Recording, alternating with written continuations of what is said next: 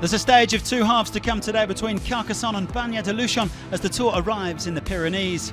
The riders will have a relatively flat run to the intermediate sprint in Saint-Geraint, which comes after 124 kilometres.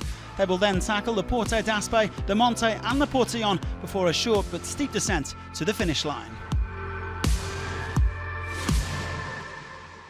Well, after two stage wins from the breakaway ahead of the rest day in Carcassonne, plenty of riders were keen to get away early, but they were almost systematically shut down by the peloton.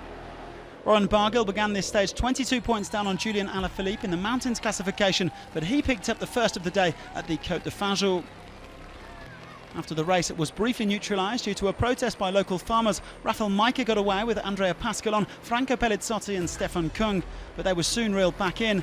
The peloton steaming along and covering 48.7 kilometres in the first hour of racing. Barguil and ALAPHILIPPE were both in the next group to splinter off, heading towards the Côte de Pamiers. ALAPHILIPPE, who has had the polka dot jersey since stage 10, pipping his fellow Frenchman to the summit.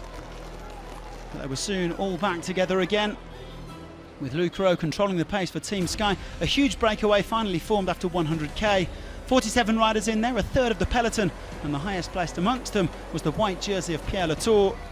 The gap stretching out to 8 minutes, heading towards the Col de Porte d'Aspet. That was when Philippe Gilbert decided to have a go.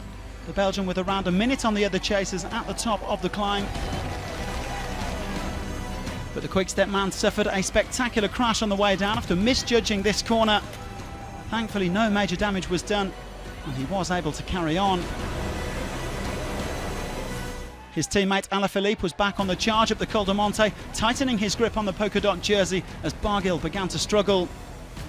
And there were still 17 riders in contention before the day's final climb, the Category 1 Col de Portillon, as the Tour briefly left France for the only time this year for 15k in Spain. Adam Yates going for it. The Mitchelton Scott leader looking to console himself with a first Tour stage win after his GC hopes were dashed in the Alps. He had 18 seconds on ALAPHILIPPE heading into the final descent. Well, the race looked to be very much on, but drama for the British rider as he was undone by a crash here. ALAPHILIPPE sailing past and nobody would catch him. The Frenchman, who also took a solo victory at Le Grand Bonan with plenty of time to celebrate as he came to the line all alone. Quick-Step's fourth win of this Tour.